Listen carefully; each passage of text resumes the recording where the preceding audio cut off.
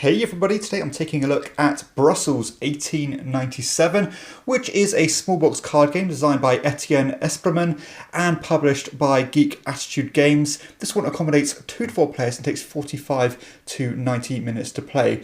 Now, despite the small box here, this game is actually surprisingly more involved than you might think at a first glance, and it's actually kind of a card game version of a game of the same name called Bruxelles 1893, which at the time of this recording is actually out of print. So I've not been able to play that one. So this game is going to be, or this review is going to be purely based on this card game with no comparisons to the original. So the board is going to look like this, or the table is going to look like this, because as I said, this is a card-based game, so everything is pretty much based on cards here, and the setup is going to look like this. It's going to vary slightly depending on that player count. So you've got the kind of communal board here, which is just a round tracker, your score points marker, and you've got these 3 tracks here. So you've got this architecture track, you've got this crown track, and you've also got this shield track, and I'll obviously explain the relevance of those tracks a bit later. You've got 4 different decks of cards here, which corresponded to the setup for each round. And this is done semi-randomly, so I think you're going to draw 3 cards of each type, you're going to give them a shuffle, and you're going to make this little tableau of cards. So in a 3-player game, which I've got set up here, you're going to have 3 rows of 4. These cards at the top here are always going to be available to use, so those don't change. And you've also got these 4 coloured cards at the bottom here, which is important in terms of area majorities or area control, which will give you a kind of fallout bonus if you happen to have the most of your colour in any of these particular columns.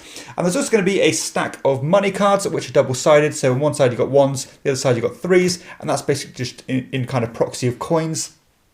Each player is going to start with one of these George Brugman cards, which can be used to get money. And I suppose the actual workers you use in this game, because I would say this is a worker placement game, are going to be in the form of cards. And everyone's going to have an identical set to start with. And again, these are double-sided, so you've got 3 on one side and so on. You know, these are all different depending on what you want to spend, because once you use those cards, you're going to have to spend that amount of money. But let's explain how the game actually plays. So, of course, the objective of the game is to get as many points as you can, and you're going to do that by placing your cards out on this tableau of cards and replacing ones with your own. So you've got different types of cards here. You've got these nobles, you've got these kind of artifacts here, you've got buildings, you also have this exhibition card, which it might or might not come out during the round. You've got these resource cards, and I think that's pretty much it. So let's talk about how the game actually works. So first off, or in player order, you're going to take one of your cards and you are going to replace it with one of the existing ones here. You're going to swap that card over. So let's just say I really wanted these materials. I will take that card, leave my own one there, and then add that to my kind of tableau in front of me, ready to be spent later. However, whenever I place those, I'm going to have to instantly spend that equal amount of coins. So again, this yellow player is going to have to pay this 1 back to the bank because they've spent that 1. And also they could have used the other side and spent that 3. And you might think, oh, why don't you always spend the lower value? And that's because not only are you trying to collect the cards themselves, you're also trying to have the majority in these columns in terms of the coin value. So let's just say this yellow player had this one. Let's say the blue player had this one here, like so. And let's say the red player really wanted that majority, so they spent the 4 on this particular card here.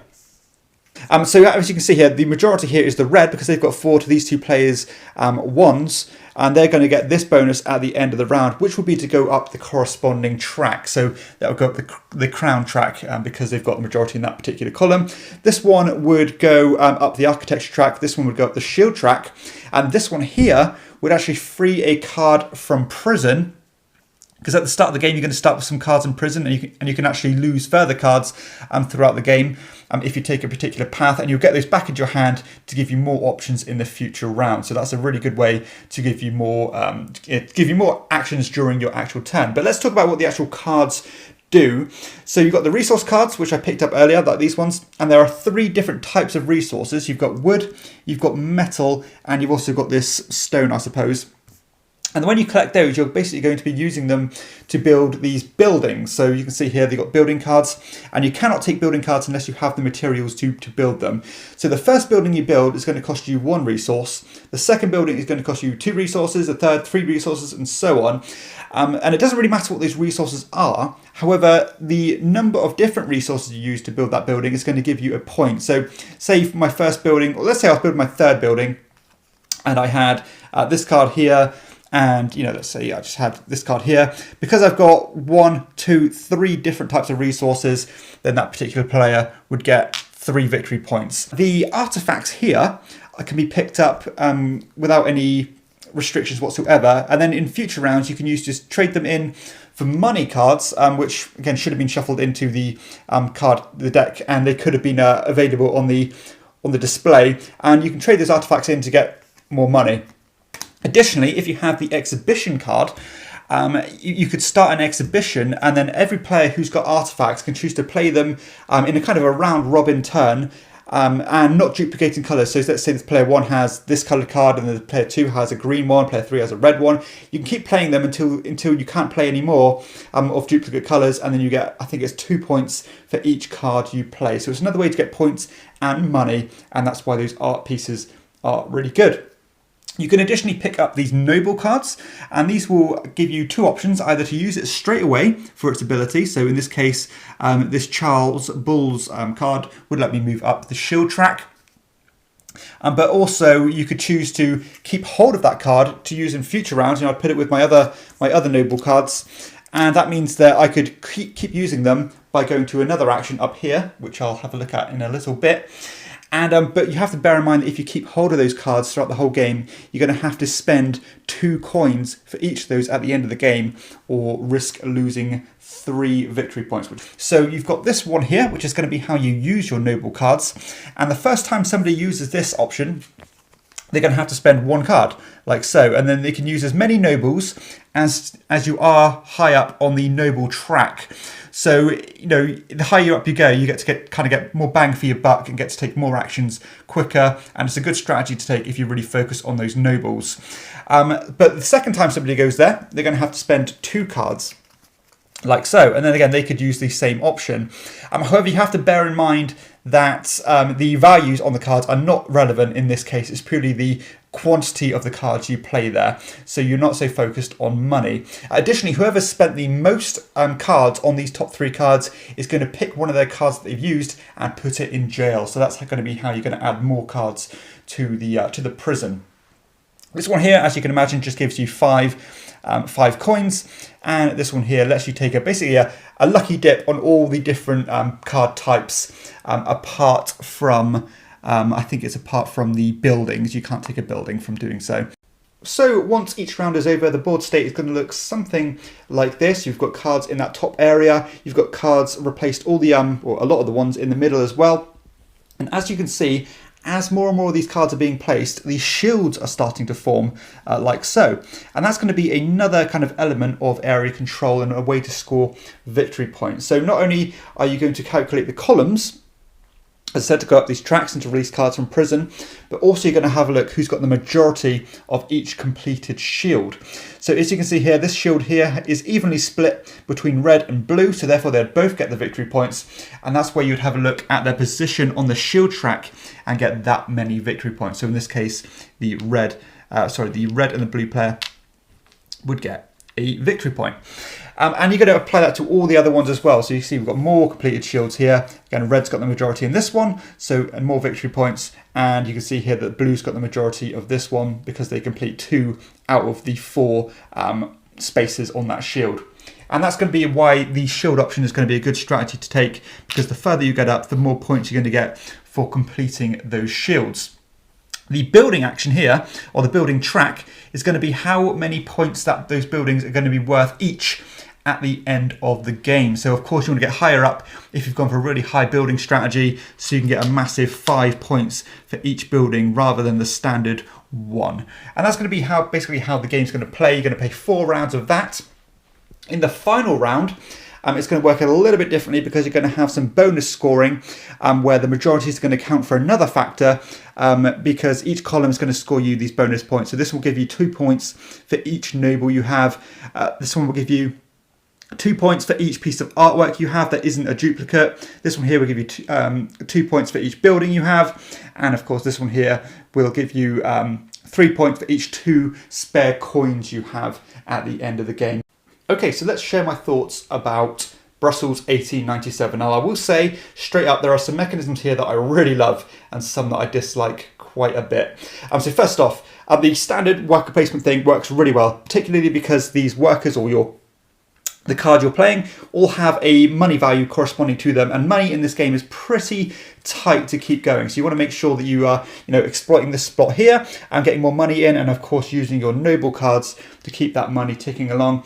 But bearing in mind that if you keep going there, you're going to end up losing cards to jail. So it really is a bit of a plate spinning exercise to keep money incoming, as well as, of course, claiming cards, because that's going to be how you do anything in the game. I also love the additional wrinkles where not only are you looking for particular cards, but also you want the majorities in those columns to get the fallout bonuses here to climb those tracks and, of course, get cards back from the jail.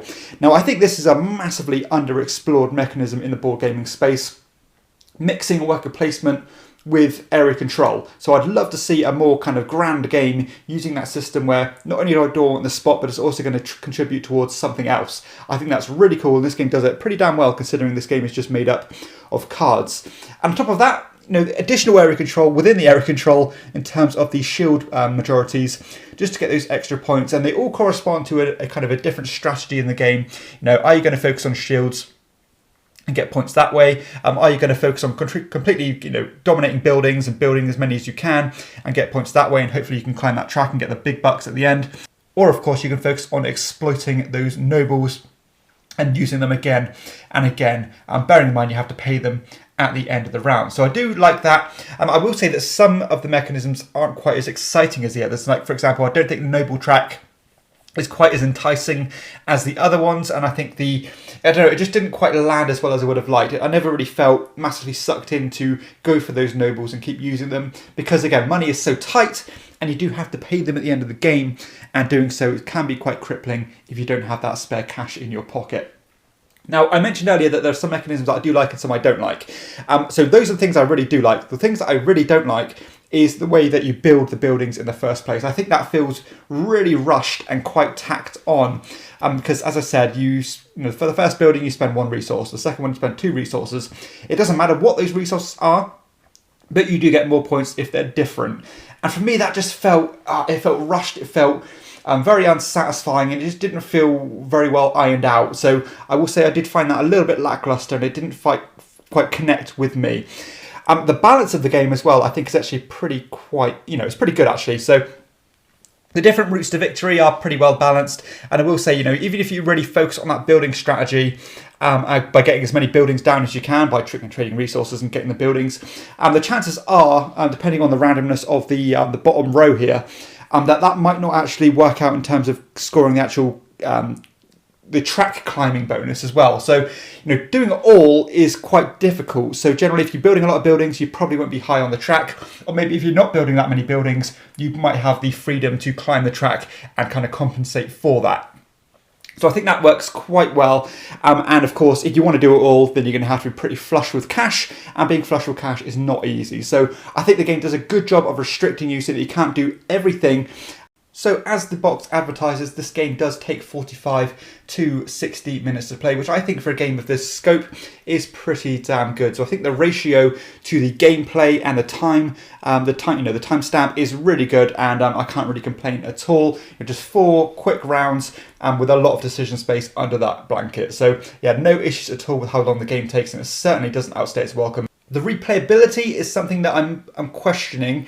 There's not really a lot of options to try here because, as I said, everything does kind of tie back to these 3 tracks, and 3 different strategies isn't really that exciting, particularly when you will dabble in all of them. Yes, you are reacting to the game state. You do want to be completing those shields. You do want to be reacting to the cards available and the columns they correspond to. But as I said, there's not a ton of options that come out each time. You're always going to be collecting resources, always going to be building buildings, and so on. So there's not really a ton of things to explore here, and it is more of a tactical game, but with some sprinkles of strategy, of course, depending on your position on these tracks. But yeah, I think the replayability of this game is somewhat hamstrung, and I don't think you're going to get those double-digit figures out of plays out of this one. I think the player interaction in Brussels 1897 is pretty damn fantastic, to be honest, because of course you've always got that scarcity of the cards you want in the first place.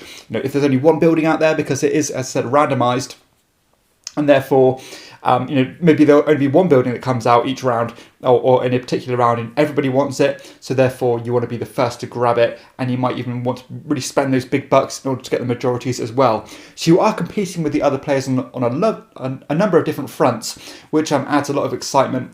The production of the game is generally good. Of course, this is mainly built up of cards.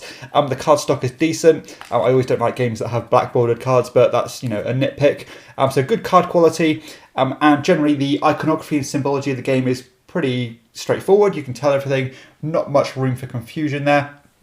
The little fold-up board here fits nicely in this small box. So I do like the fact that this box isn't just made up of air, as a lot of these games are. So yeah, I do like the way that it's kept small and is nice and compact. So final thoughts for Brussels 1897. Straight up, I will say, full props to making a game of this magnitude and this scope in such a small box and in such a tight time frame. So I love that. It really does bridge a nice gap between being a filler and more of a main event game.